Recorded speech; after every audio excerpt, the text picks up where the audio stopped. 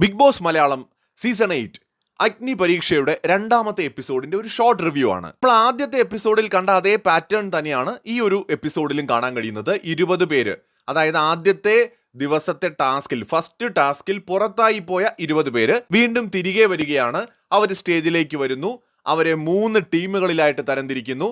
അഖിൽ മാരാറിന്റെ ടീം, റിയാസിന്റെ ടീം, രഞ്ജിനിയുടെ ടീം. അത് കഴിഞ്ഞിട്ട് ഫസ്റ്റ് എപ്പിസോഡിൽ നമ്മൾ കണ്ടതുപോലെ തന്നെ 3 ടീമുകളെയും പ്രത്യേകമായിട്ട് സ്റ്റേജിലേക്ക് വിളിക്കുന്നു, അവരെ പരിചയപ്പെടുത്തുന്നു. അത് കഴിഞ്ഞിട്ട് അവർക്ക് ഓരോ ടാസ്കുകൾ കൊടുക്കുന്നു. അപ്പോൾ ആ ഒരു പാറ്റേൺ എന്ന് പറയുന്നത് നമ്മൾ ഫസ്റ്റ് എപ്പിസോഡിൽ കണ്ട സെയിം പാറ്റേൺ. അപ്പോൾ എന്തൊക്കെയാണ് സെക്കൻഡ് എപ്പിസോഡിൽ നടന്നത്? സോ ആദ്യം നമ്മുടെ അവതാരകയായിട്ടുള്ള റെനീഷ വരുന്നു. അത്യാവശ്യം നന്നായിട്ട് തന്നെ സ്റ്റേജും ഷോയും റെനീഷ ഹാൻഡിൽ ചെയ്യുന്നുണ്ട് കേട്ടോ. വളരെ എന്റർടൈൻമെന്റ് ആയിട്ട് തന്നെ മുന്നോട്ട് പോകുന്നുണ്ട് ഷോ. അവതാരക എന്നുള്ള നിലയിൽ റെനീഷ നന്നായിട്ട് തന്നെ പെർഫോം ചെയ്യുന്നതായിട്ട് തോന്നുന്നു. അത് കഴിഞ്ഞിട്ട് നമ്മുടെ ജഡ്ജസ്, പറയാൻ വാക്കുകളില്ല, സത്യത്തിൽ അടിപൊളി ജഡ്ജസ് ആണ്. മേ ബി അവരുടെ പല ഡിസിഷൻസും നമുക്ക് ഇഷ്ടപ്പെടണമെന്നൊന്നുമില്ല, ചിലപ്പോൾ അവരുടെ പെരുമാറ്റം ഇഷ്ടപ്പെടണമെന്നില്ല. പക്ഷെ ജഡ്ജസ് എന്ന ലെവലിൽ നോക്കിക്കഴിഞ്ഞാൽ ഈ ഷോയ്ക്കകത്ത് രഞ്ജിനി ആണെങ്കിലും അഖിലാണെങ്കിലും റിയാസ് ആണെങ്കിലും തകർക്കുകയാണ് ആദ്യം തന്നെ നമുക്ക് കാണാൻ പറ്റുന്നത്. പ്രത്യേകിച്ച് രണ്ടാമത്തെ എപ്പിസോഡിൽ ഗംഭീരമായിരുന്നു. അതുപോലെ തന്നെ ഈ അവതാരക വരുന്നു, ജഡ്ജസുമായിട്ട് ജസ്റ്റ് ഒന്ന് സംസാരിക്കുന്നു. കഴിഞ്ഞ ദിവസം ഏറ്റവും നന്നായിട്ട് പെർഫോം ചെയ്ത അല്ലെങ്കിൽ ഓർത്തിരിക്കുന്ന ഒരു കണ്ടസ്റ്റന്റിനെ ചോദിക്കുമ്പോൾ റിയാസ് പൂജയുടെ പേര് പറയുന്നുണ്ട്. ആ ഒരു ഇഷ്യൂ ക്രിയേറ്റ് ചെയ്തതിന്റെ കാരണം പൂജയാണല്ലോ. സോ പൂജയുടെ പേര് പറയുന്നുണ്ട്. അത് കഴിഞ്ഞിട്ട് ബാക്കി 20 പേരെ നമ്മുടെ സ്റ്റേജിലേക്ക് വിളിക്കുകയാണ്. പിള്ളേർ ഓടിച്ചാടി തുള്ളി മറിഞ്ഞ് സ്റ്റേജിലേക്ക് വരുന്നു. കാരണം ഭയങ്കര എക്സൈറ്റഡ് ആണ് പലരും. കഴിഞ്ഞ ദിവസം ഒരു ഓപ്പർച്യൂണിറ്റി ഇനി കിട്ടില്ലേ എന്ന് വിചാരിച്ചിരുന്നിടത്തു നിന്നാണ് അവർക്ക് വീണ്ടും സ്റ്റേജിലേക്ക് വരാൻ പറ്റുന്നത്. സോ അതിൻ്റെ ഒരു എക്സൈറ്റ്മെന്റ് അവർക്കുണ്ടായിരുന്നു. അതിൽ തന്നെ ഒരു പൂജ, അതായത് ഇന്നലെയും ഒരു പൂജ ഉണ്ടായിരുന്നു, ഇന്നും ഒരു പൂജയുണ്ട് കേട്ടോ. ആ പൂജയാണ് നമ്മൾ പല പ്രൊമോകളിലൊക്കെ ആയിട്ട് കണ്ടത്. അതായത് ജഡ്ജസുമായിട്ട് ഉടക്കുന്ന പോലെയൊക്കെ. എന്ന് വെച്ചാൽ ഇവിടെ ജസ്റ്റിസ് സെർവ് ചെയ്തില്ല എന്നൊക്കെ പറഞ്ഞ ആള്, അതായത് കഴിഞ്ഞ ദിവസത്തെ ഫസ്റ്റ് എപ്പിസോഡിലെ പൂജ പൂട്ടും താക്കോലും, അതായത് താക്കോൽ ഉപയോഗിച്ച് പൂട്ട് തുറന്നില്ലല്ലോ. തുറക്കാതെ ആ ഒരു ടാസ്കിൽ അവരെ വിജയിപ്പിച്ചത് അവർ കരയുന്ന കണ്ടിട്ടാണ് എന്നാണ് ഇന്നത്തെ 20 പേരിലുള്ള പൂജ പറഞ്ഞത്. അതേ സമയത്ത് ജഡ്ജസ് ഒന്നും പറയാനില്ല, അവർ അടിച്ചൊതുക്കി കളഞ്ഞു ഇവരുടെ ഈ ഒരു അഭിപ്രായത്തെ. കരയുന്നത് കണ്ടിട്ട് കയറ്റിയതല്ല എന്ന് ജഡ്ജസ് അവിടെ സ്ഥാപിച്ചു. കാരണം രഞ്ജിനി വളരെ സീരിയസ് ആയിട്ട് ആ ടോപ്പിക് എടുത്തു. നിങ്ങളോട് എല്ലാവരോടും പൊതുവായിട്ട് ചോദിച്ചിട്ടാണ് പൂജയെ ആ ഒരു ടാസ്കിൽ വിജയിച്ചതായിട്ട് പരിഗണിച്ചത് എന്ന് രഞ്ജിനി ചൂണ്ടിക്കാണിച്ചു. ആ സമയത്ത് എന്തുകൊണ്ട് പറഞ്ഞില്ല എന്ന് ക്വസ്റ്റ്യൻ ചെയ്തു. അത് മാത്രമല്ല, പൂജയുടെ കയ്യിൽ കൃത്യമായിട്ട് ക്ലൂ ഉണ്ടായിരുന്നു, കീയും ഉണ്ടായിരുന്നു. അവിടെ സംഭവിച്ച കാര്യം എല്ലാവരും ക്ലിയർ ആയിട്ട് കണ്ടതാണ്. മറ്റൊരു വിരുദ്ധൻ, അദ്ദേഹം ബുദ്ധിപരമായിട്ട് ആ കീ കൈക്കലാക്കാൻ ശ്രമിച്ചത് കൊണ്ടുണ്ടായൊരു പ്രശ്നം കൂടിയായിരുന്നു. സോ അത് പറഞ്ഞിട്ട് പറയേണ്ട കാര്യങ്ങൾ പറയേണ്ട സമയത്ത് കറക്റ്റായിട്ട് പറയണം എന്നുള്ള ഒരു താക്കീത് കൊടുത്ത് ജഡ്ജസ് ആ വിഷയം അവിടെ അവസാനിപ്പിച്ചു. അതിനകത്ത് നമുക്ക് ജഡ്ജസിനെ കുറ്റം പറയാൻ പറ്റില്ല. പിന്നെ ഇതിനകത്ത് ന്യായാന്യായങ്ങൾക്ക് വലിയ സ്ഥാനമുണ്ടെന്ന് എനിക്ക് തോന്നുന്നില്ല. അഗ്നി പരീക്ഷ ഓൾമോസ്റ്റ് എനിക്ക് തോന്നുന്നു കുറെ ലക്കാണ്. പിന്നെ കുറെ എന്ന് പറയുന്നത് ജഡ്ജസിന്റെ ഡിസിഷൻ പോലെ ഇരിക്കും. ജഡ്ജസ് ഈ കണ്ടസ്റ്റൻസിനെ എങ്ങനെ കാണുന്നു എന്നത് വളരെ ഇമ്പോർട്ടൻ്റ് ആണ്, പ്രത്യേകിച്ച് ഇനിഷ്യൽ സ്റ്റേജിൽ. കാരണം ഒരു ടാസ്കിൽ ആര് ജയിക്കണം, ആര് പരാജയപ്പെടണം, അല്ലെങ്കിൽ എന്ത് മാനദണ്ഡം അനുസരിച്ച് ഒരാളെ ജയിപ്പിക്കണം എന്നൊക്കെ ഡിസൈഡ് ചെയ്യുന്നത് അവിടുത്തെ ഒരു അൾട്ടിമേറ്റ് അതോറിറ്റി എന്ന് പറയുന്നത് ജഡ്ജസ് ആണ്. അപ്പം അതുകൊണ്ട് തന്നെ ഇതിനകത്ത് ഈ പറയുന്ന പോലെ കണ്ടസ്റ്റൻസിന് ഒരു ലിമിറ്റ് കൂടുതലൊന്നും ജഡ്ജസിനോട് ഫൈറ്റ് ചെയ്ത് നിൽക്കാൻ പറ്റുമെന്ന് എനിക്ക് ഈ ഘട്ടത്തിൽ തോന്നുന്നില്ല. എന്തായാലും ജഡ്ജസുമായിട്ട് അവരൊന്ന് മുട്ടി നോക്കി. പക്ഷേ ഇത്തവണ ജഡ്ജസ് സ്കോർ ചെയ്തു. അവർക്ക് കണ്ടസ്റ്റൻസിന് ജഡ്ജസിനോട് പിടിച്ചു നിൽക്കാൻ പറ്റിയില്ല. സോ അവർ ഓർക്കേണ്ട ഒരു കാര്യം, ജഡ്ജസിനോട് ഫൈറ്റ് ചെയ്ത് ജയിക്കാനല്ല അവരോട് പോയത്. പരസ്പരം തങ്ങളിൽ ഫൈറ്റ് ചെയ്തിട്ട് വിൻ ചെയ്ത് ബിഗ് ബോസ് വീടിനകത്തേക്ക് പോകാൻ വേണ്ടിയിട്ടാണ് പോയത് എന്ന കാര്യം എവിടെയൊക്കെയോ മത്സരാർത്ഥികൾ മറന്നു പോകുന്നത് പോലെ ഈ 2 എപ്പിസോഡ് കൊണ്ട് തന്നെ നമുക്ക് തോന്നുകയാണ്. ഇനി പിന്നീട് ഈ എപ്പിസോഡിൽ പ്രധാനമായിട്ട് നടന്നത് ടാസ്കുകളാണ്. അപ്പോൾ ആദ്യം വരുന്നത് രഞ്ജിനി ഹരിദാസിന്റെ ടീമാണ്. ഞാൻ ജസ്റ്റ് അവരുടെ ഒരു പിക്ചർ ഇവിടെ വെക്കാം. ഇവരുടെ ടാസ്ക് എന്ന് പറയുന്നത് ശരിക്കും പറഞ്ഞാൽ ഇവർക്ക് കുറെ ജാമതീയ രൂപങ്ങൾ കൊടുക്കുകയാണ്. ഈ ജാമതീയ രൂപങ്ങൾ കൊടുത്തുകൊണ്ട് ഇവരൊരു ഒരു ഘടന ഉണ്ടാക്കിയെടുക്കുക. അത് ഒന്നിന് മുകളിലോട്ട് വെച്ചിട്ട് ഒരു ഘടനയിലേക്ക് അതിനെ ഉണ്ടാക്കിയെടുക്കുക എന്നുള്ളതാണ് ഇവർക്ക് കൊടുക്കുന്ന ഒരു ടാസ്ക് എന്ന് പറയുന്നത്. ഈ ടാസ്ക് വിൻ ചെയ്യുന്നത് 2 പേരാണ്, ഷിജു, രാകേഷ്. ഈ 2 പേരുമാണ് ടാസ്ക് വിൻ ചെയ്യുന്നത്. ഇവർക്ക് 2 പേർക്കും ഒരു ഇൻഫിനിറ്റ് പെൻഡന്റ് കൊടുക്കുന്നതിന് വേണ്ടിയിട്ട് നമ്മുടെ ജഡ്ജസ് ഡിസൈഡ് ചെയ്യുന്നു.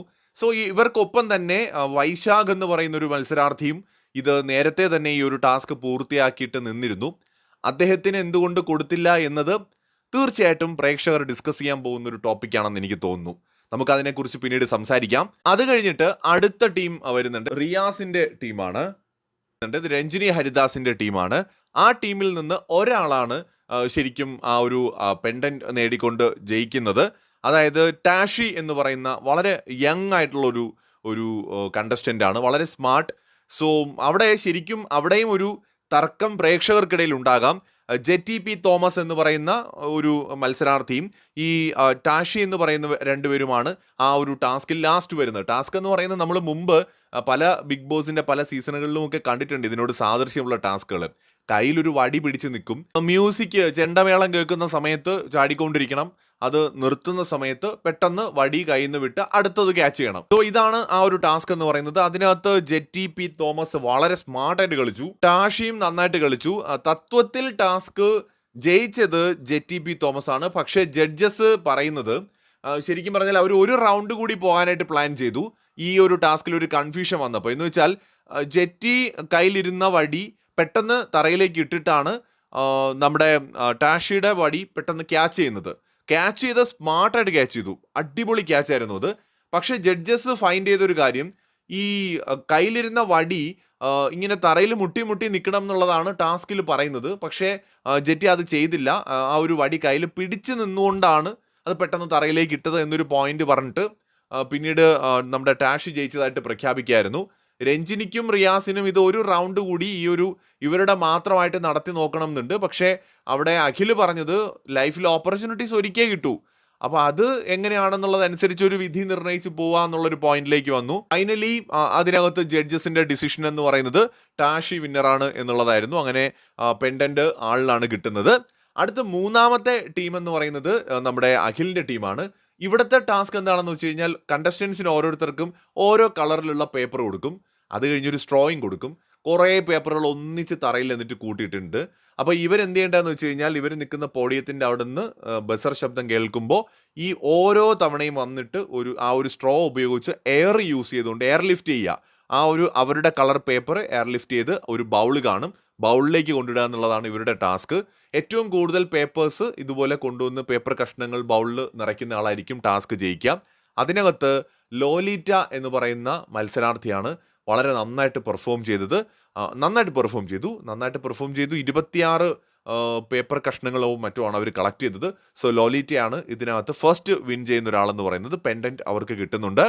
അതോടൊപ്പം തന്നെ ഏറ്റവും നല്ല സ്ട്രാറ്റജി ഒക്കെ യൂസ് ചെയ്ത് പ്ലേ ചെയ്തിട്ടുള്ള ശ്യാം ഷാജി, അതായത് ശ്യാം ചെയ്ത എന്താണെന്ന് വെച്ചാൽ ശ്യാം 24 പേപ്പേഴ്സ് ആണ് കളക്ട് ചെയ്തതെന്നാണ് മനസ്സിലാക്കാൻ കഴിയുന്നത്.